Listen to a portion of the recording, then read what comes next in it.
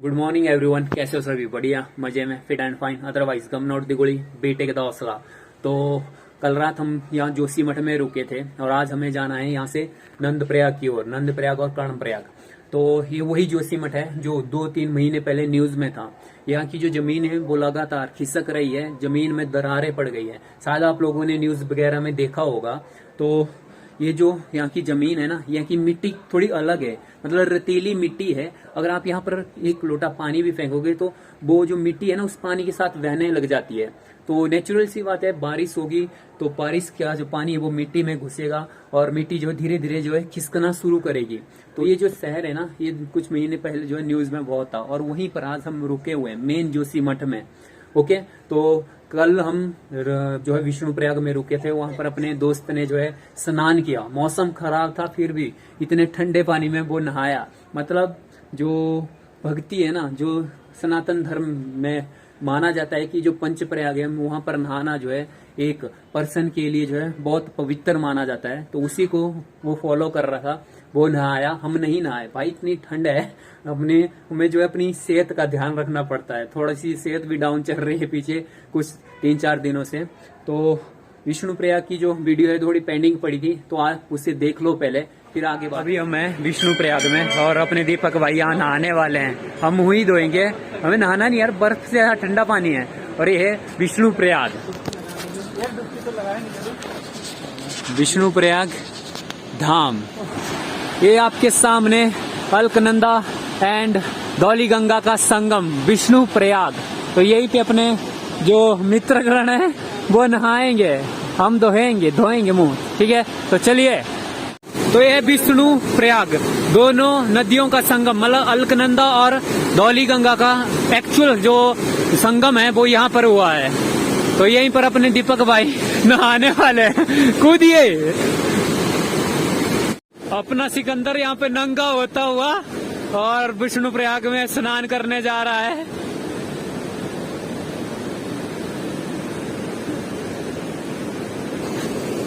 अब हमारे दीपक भैया थोड़ा सोच में पड़ गए हैं कि इतना ठंडा पानी अबे साला जिस्म के ऊपर गिराएंगे कैसे? अंदर मत जाना, अभी भी बोल रहा हूँ।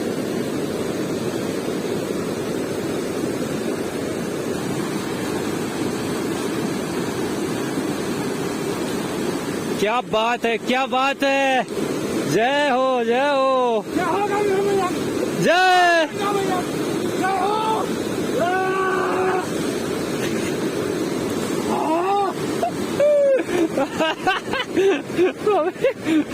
रास्ता नहीं दिख रहा है।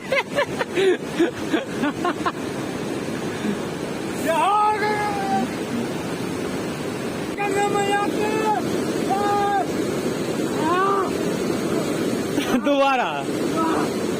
वाह, क्या कॉन्फिडेंस है, क्या भक्ति है भाई, क्या भक्ति है।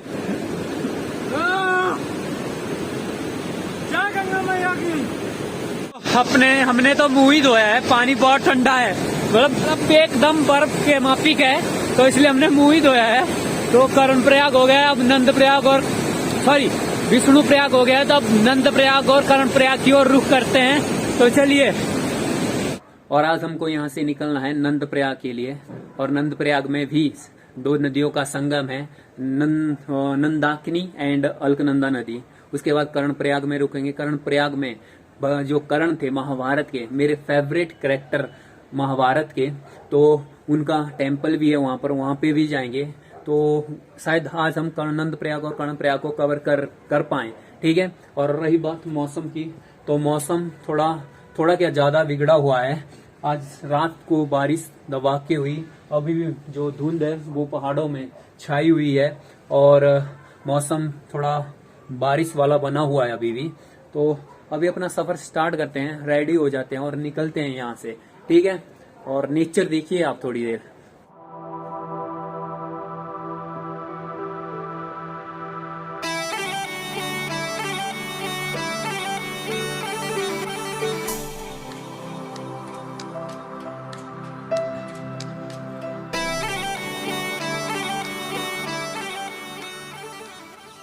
तो रेडी हो चुके हैं, अपना बैग अपने कंधों पे डाल दिया है, अब चलते हैं। आज सबसे पहले हमें नंदप्रयाग में पहुंचना है, तो अब देखते हैं कितना टाइम लगता है नंदप्रयाग में पहुंचने के लिए।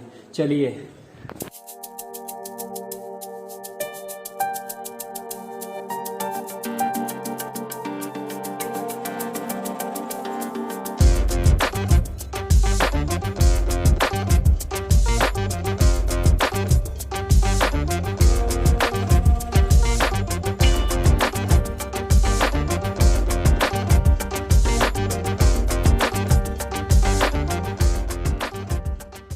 तो वीरो अभी हुआ है टी टाइम, अभी चाय पी रहे हैं, 5 मिनट के लिए यहाँ पे रुके हुए हैं। तो चाय पी के फिर अपना सफर फिर शुरू करेंगे। तो इस हसीन वादियों में चाय पीने का अपना ही मजा है।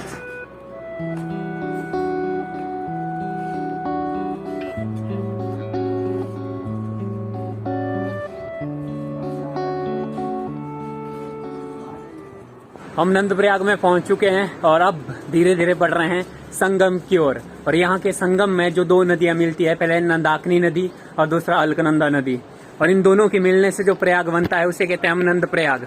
तो बस अभी जा रहे हैं नंदप्रयाग की ओर या संगम की ओर। अभी तत्काल वहां पे पहुंचेंगे हम। ये जो राह है वो हमें नंदप्रयाग की ओर ले जा रही है और हमें इसी को फॉलो करते हुए आगे बढ़ना है।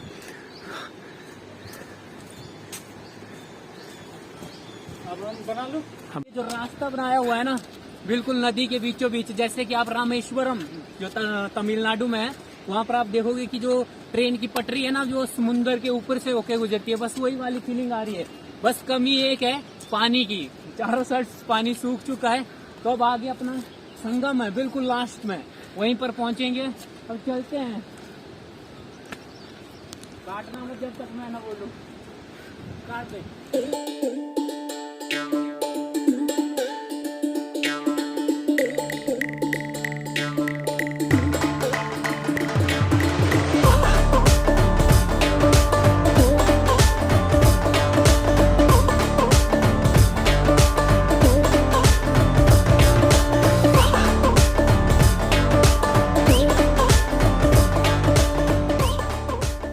अभी हम पहुंच चुके हैं संगम पर। यहाँ पर जो है बैग वगैरह उतारेंगे और आगे 2 नदियां मिल रही हैं। और यहाँ पर अपना दोस्त आ चुका है, जो हमारे साथ साथ में जो रोड से यहाँ तक आया है। चल अब चलते हैं आगे संगम में।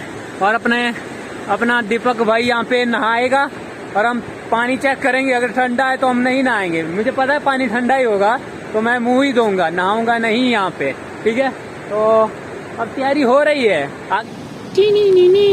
भाई साहब वो गाड़ी आ चुकी है, जब हम आ गए संगम पे। और बता दो वो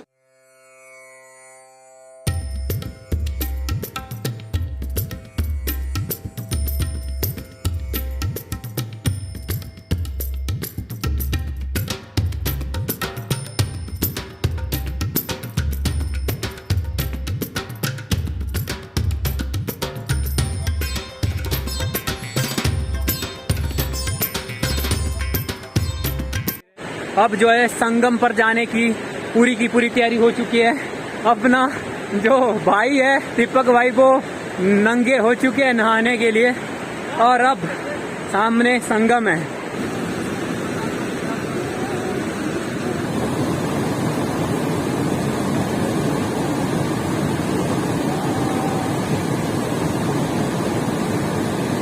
तो ये है नंदप्रयाग, ये अलकनंदा नदी और नंदाकिनी नदी, और ये जो संगम है इसे कहते हैं हम नंदप्रयाग।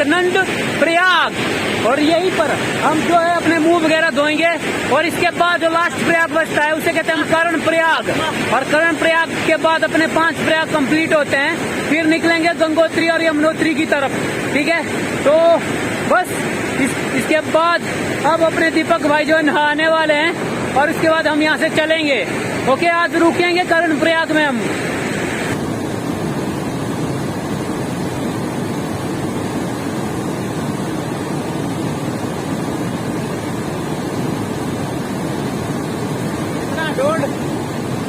ऐसा नॉर्मल आ जाओ।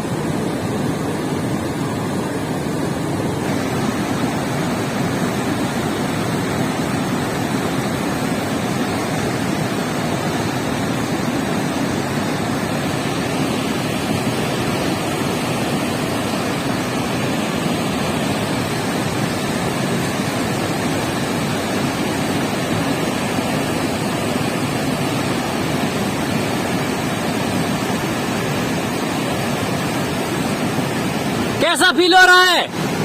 बहुत ठंडा, वाकई बहुत ज्यादा ठंडा डूड। हालत खराब हो गया, फुल भी हो गया। अपना नंदप्रयाग हो गया कंप्लीट। नंदप्रयाग में स्नान हो गए, जो कुछ भी होना था वो हो गया। अब चलते हैं कर्णप्रयाग की ओर।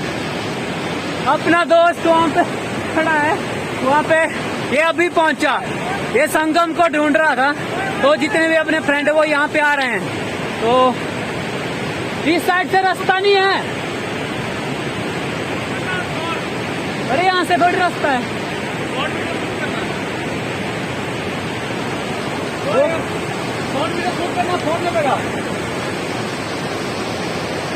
तो अब निकलेंगे हम कर्णप्रयाग की ओर और कर्ण से भी मिलेंगे। जो कर्ण का जो टेम्पल है, कर्ण भगवान कर्ण माना जाता है, तो भगवान कर्ण के मंदिर में भी जाएंगे। कर्णप्रयाग में या जो रुकेंगे भी, कर्णप्रयाग में अपना स्टे होगा। तो चलिए अब रुक करते हैं कर्णप्रयाग की ओर।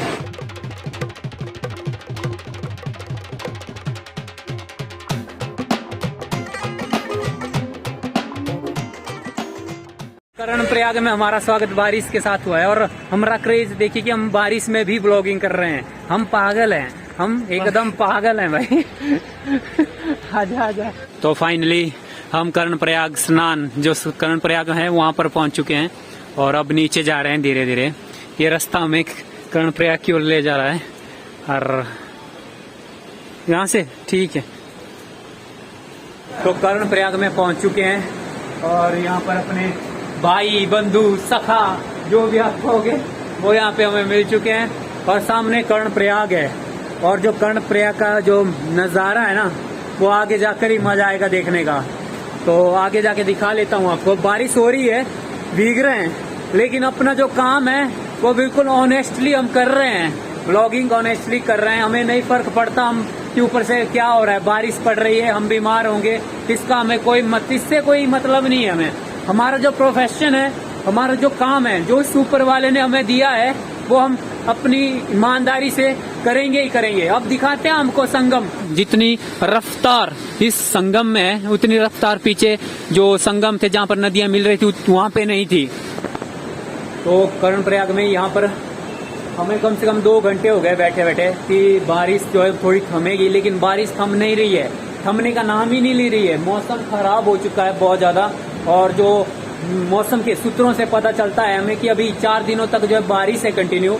तो अब देखते हैं क्या बनता है। और आज हम जो है वो कर्णप्रयाग में ही रुकेंगे। और कर्ण जो है वो मेरे लाइफ में सबसे इम्पोर्टेंट है मेरे लिए, क्योंकि जब हम महाभारत को देखते थे या महाभारत हमने पढ़ा है तो उसमें जितने भी कैरेक्टर थे उनमें सबसे फेवरेट जो है मेरा कर्ण है।